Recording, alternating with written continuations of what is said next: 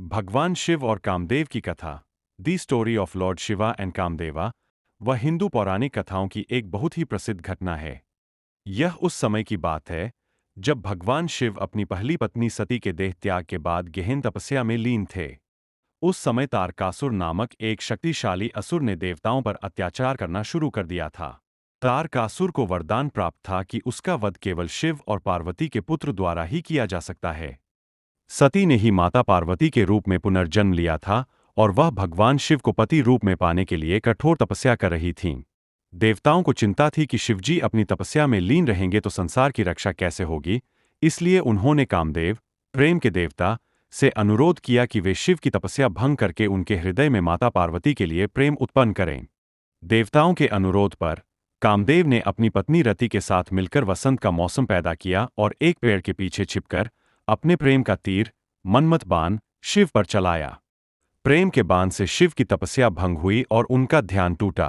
क्रोधित होकर उन्होंने चारों ओर देखा कि किसने उन्हें विचलित किया।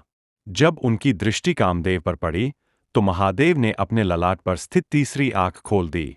शिव की तीसरी आंख से निकली प्रचंड अग्नि ने पल भर में कामदेव को भस्म करके राख का ढेर बना दिया।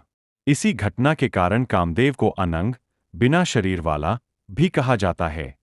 इसके बाद कामदेव की पत्नी रति के विलाप और देवताओं के अनुरोध पर शिव ने कामदेव को पुनः जीवित करने का आश्वासन दिया, लेकिन कहा कि अब वे केवल भाव रूप में ही रहेंगे और द्वापर युग में भगवान कृष्ण के पुत्र प्रद्युम्न के रूप में शरीर धारण करेंगे।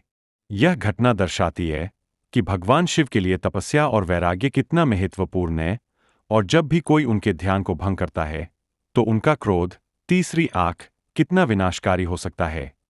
श्री कृष्ण और रुक्मिणी के पुत्र प्रद्युम्न के रूप में कामदेव का जन्म हुआ। जब प्रद्युम्न का जन्म हुआ वे अत्यंत सुंदर थे, लेकिन जन्म के 6 दिन बाद ही राक्षस शंबरासुर ने शिशु प्रद्युम्न का अपहरण कर लिया, क्योंकि उसे भविष्यवाणी मिली थी कि यह बालक उसकी मृत्यु का कारण बनेगा। शंबर ने बालक को समुद्र में फेंक दिया। एक बड़ी मछली ने शिशु को निगल लिया। यह मछली शंबरासुर के रसोई घर में आई और वहां मायावती, जो वास्तव में रति का पुनर्जन्म थी, ने मछली के पेट से बालक को पाया। नारद मुनि ने मायावती को बताया कि यह बालक कामदेव का अवतार है और उनके पति है। मायावती ने प्रद्युम्न का पालन पोषण किया। युवा होने पर प्रद्युम्न ने शंबरासुर का वध किया और मायावती के साथ द्वारका लौटे, जहां कृष्ण और रुक्मिणी ने उन्हें पहचाना और हर्षपूर्वक स्वागत किया। इस प्रकार कामदेव ने भगवान कृष्ण के पुत्र प्रद्युम्न के रूप में अवतार लिया। आपको यह वीडियो कैसा लगा? कमेंट करके जरूर बताएं।